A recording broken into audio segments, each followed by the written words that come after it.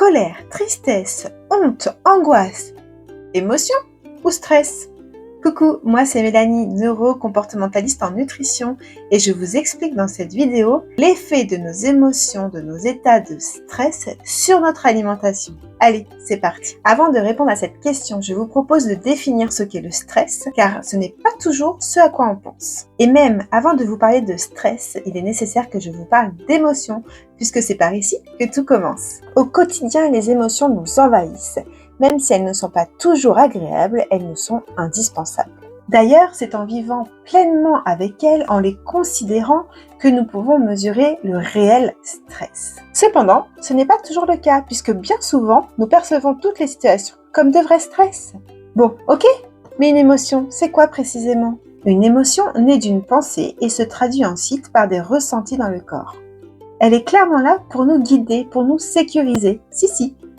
Lorsque nous avons une émotion désagréable, ce ressenti corporel nous invite à revenir à notre état d'équilibre, de manière à ne pas subir ce que nous vivons, mais plutôt de choisir d'agir malgré les inconforts de notre corps.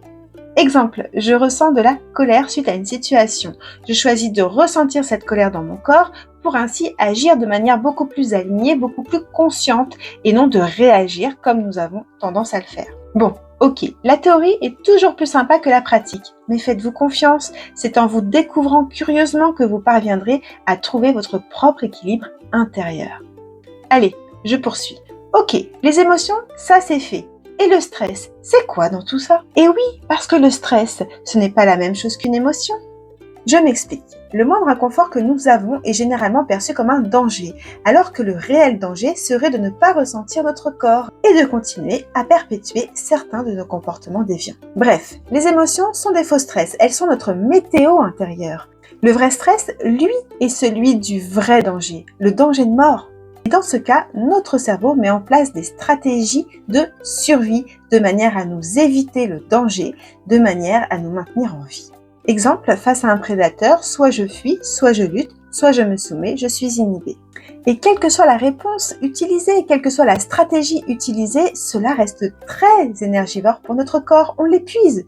Surtout que finalement, le danger est imaginaire. C'est bien pour ça qu'il est nécessaire de ressentir notre corps de manière à revenir à l'instant présent, de manière à agir en toute conscience et non de réagir. Et l'alimentation dans tout ça est-elle impactée par ce que nous faisons subir à notre corps?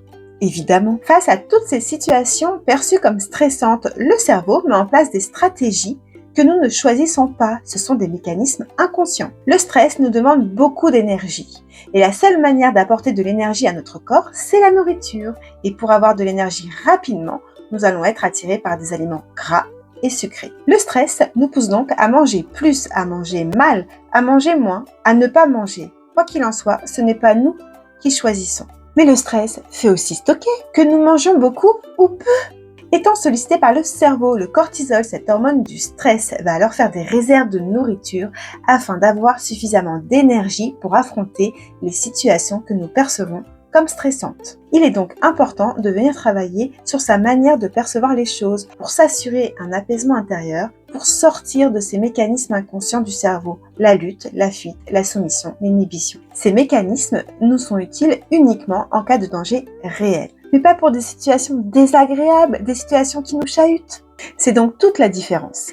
Allez, pour conclure, la magie se trouve en vous, dans vos émotions précisément. Si vous souhaitez perdre du poids, prendre du poids, si vous souhaitez trouver une sérénité dans votre vie, vous y parviendrez uniquement en faisant davantage de place à votre corps, à ses ressentis, en le considérant et également tout en faisant de votre cerveau un allié. Allez, dites-moi en commentaire si vous mangez plus, mangez pas, mangez peu en période de stress. Et je vous dis à bientôt dans la prochaine vidéo.